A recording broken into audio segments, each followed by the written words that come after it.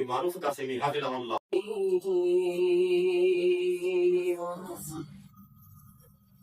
أرأيت الذي يكذب بالدين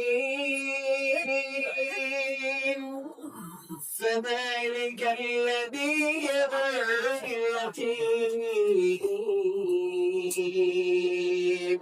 ফেরেশতাদের হাদিসের মাঝখান থেকে চমৎকার একটি হাদিস,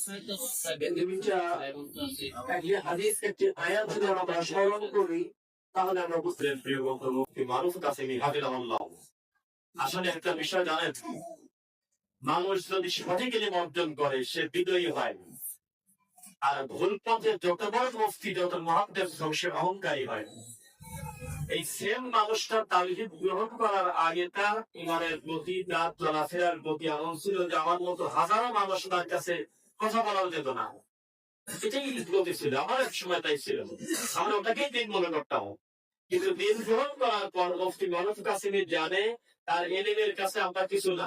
একাডেমিক দিন পড়াশোনা তিনি করেছেন, তিনি আমাদের খুব ভালো বোঝার পরেও আমাদের সাথে যখন আলাপ আলোচনা হয়, একসঙ্গে যখন দাওয়াতি কাজ করি, কোন জায়গায় পড়তেছি, মনে হচ্ছে যে তিনি যখন কথা বলে আমি ছাত্র, আমি যখন কথা বলি তিনি ছাত্র, অবশ্যই আমি দিন ধ্বংস করবো না। এটা আমার ইমানের প্রতি দাবি।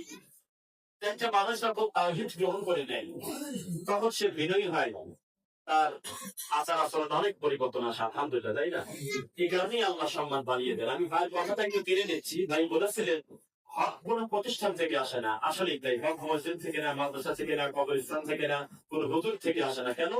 একই কিতাব পড়ার ফলে তার সমসাময়িক তার হাজার বন্ধু এখন অন্ধকারে ডুবে আছে।